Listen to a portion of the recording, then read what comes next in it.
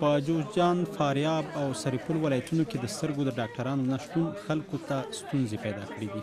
د دغو ولایتونو اوسیدونکي وایي په دولتي او خصوصي روغتونونو کې د سترګو د ډاکټرانو د نه موجودیت ترڅنګ د ابتدایي روغتیایي خدماتو وسایلو سرک هم نه لګي.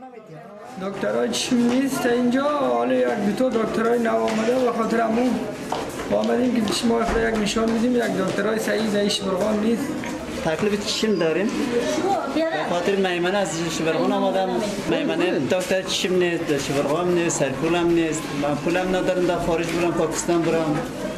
په دې وروستیو کې د افغانستان د عامې روغتیا وزارت لخوا یو ګرځنده روغتیایي ټیم جوزجان ولایت ته راغلی.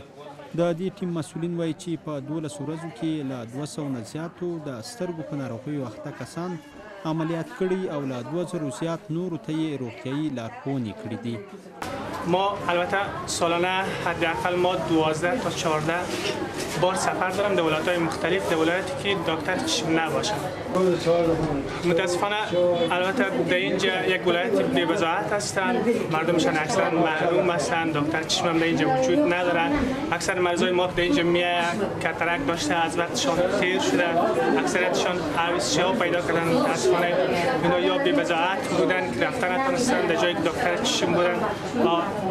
کاتاراکت بسیار وقایعش در این ولایت زیاد دیده میشه و ایجاب میکنه که سالانه حداقل یک مرتبه یا 2 مرتبه از طرف وزارت صحت حکومت تیم مراقبت‌های صحی چشم در اینجا فرستاده شود.